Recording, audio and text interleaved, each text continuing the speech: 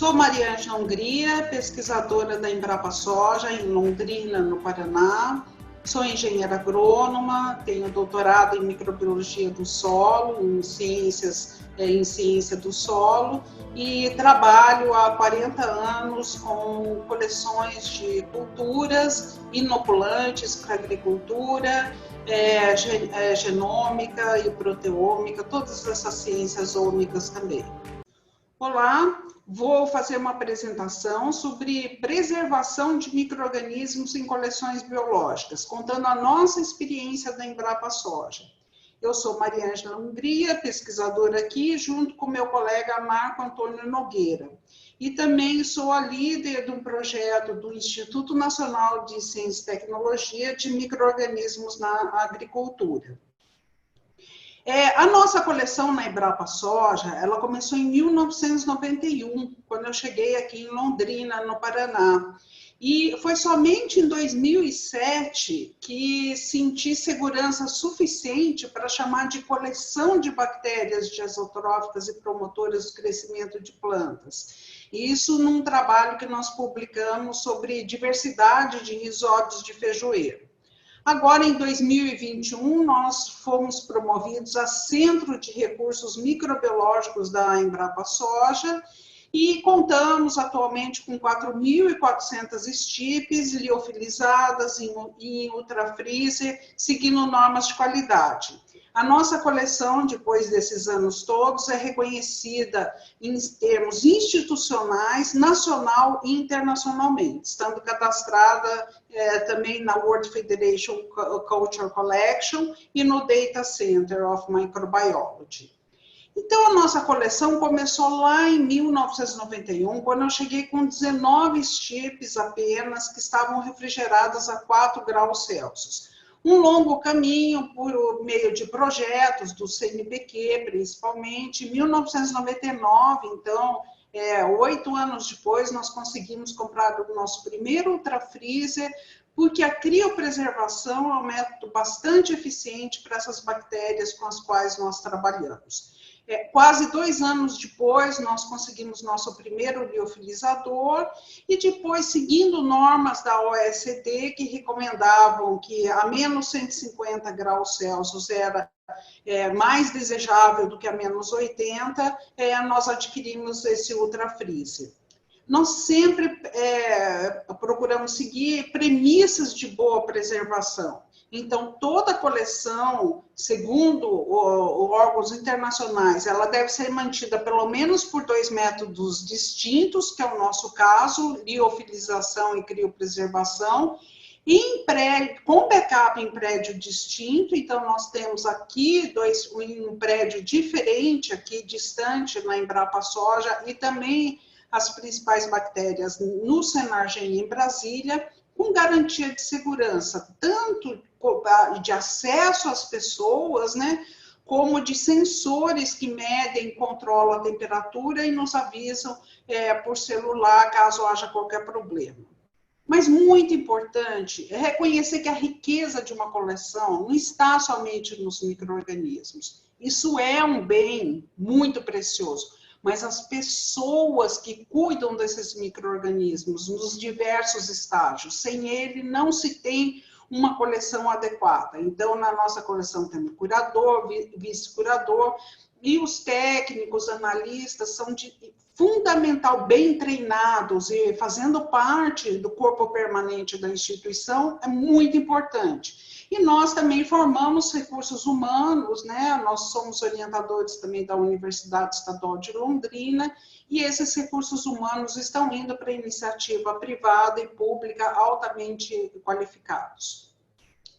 Uma coleção não é nada se você não obter informações sobre ela e se você não mantém essas informações. Então, nós obtemos informações de propriedades fisiológicas, nós temos a identidade genética de cada estipe, fazemos estudos para definir a posição taxonômica delas, vemos o potencial biotecnológico, por exemplo, de capacidade de fixação de nitrogênio, de promoção do crescimento, e todas essas informações estão guardadas no laboratório, em planilhas Excel e em trabalhos publicados.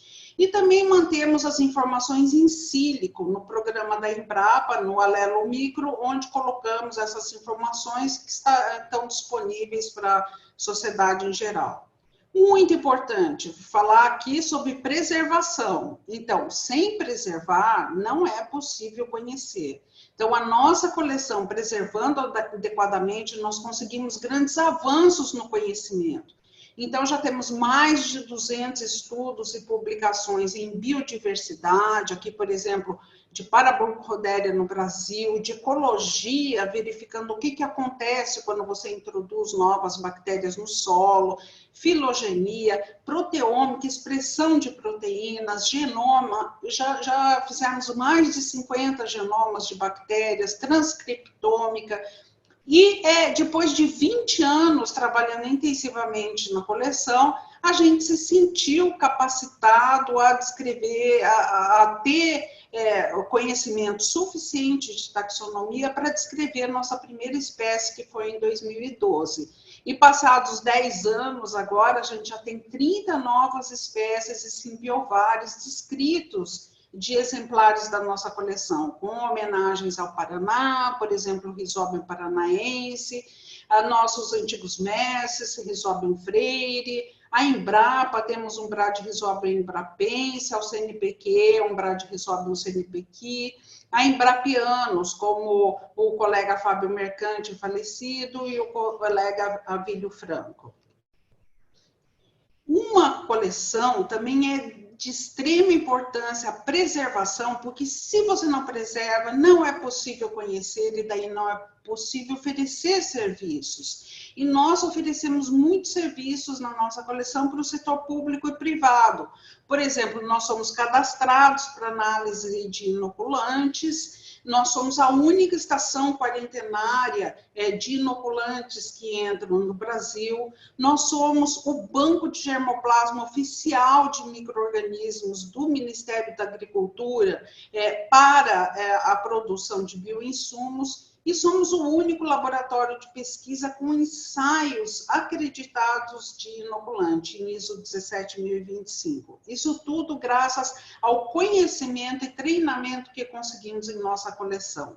E esses serviços prestados, eles nos auxiliam na manutenção da coleção. Hoje, eles são grandes responsáveis pela manutenção financeira do nosso trabalho. Nós retribuímos isso oferecendo serviços de qualidade. Por exemplo, as STIPs que nós fornecemos para a indústria de inoculante, cada lote vai com certificado de que aquela STIP foi testada, se ela tem aquela eficiência desejada, sequenciamento do gene 16S, identidade molecular da STIP, e quando é o caso, também se ela é eficiente em condições de campo ou não. Nós somos uma potência agropecuária, mas estamos com uma grande crise no fornecimento de insumos e impacto ambiental. Por exemplo, todos estão cientes da crise dos fertilizantes que tivemos. Hoje nós estamos importando 85% de todos os fertilizantes que nós utilizamos na nossa agricultura, e a nossa agricultura é responsável por 1/3 do nosso PIB, então é uma dependência que não poderia existir. E também a crise ambiental, porque a emissão de gases de efeito estufa pelo Brasil é grandemente associado à agricultura e mudança de uso da terra.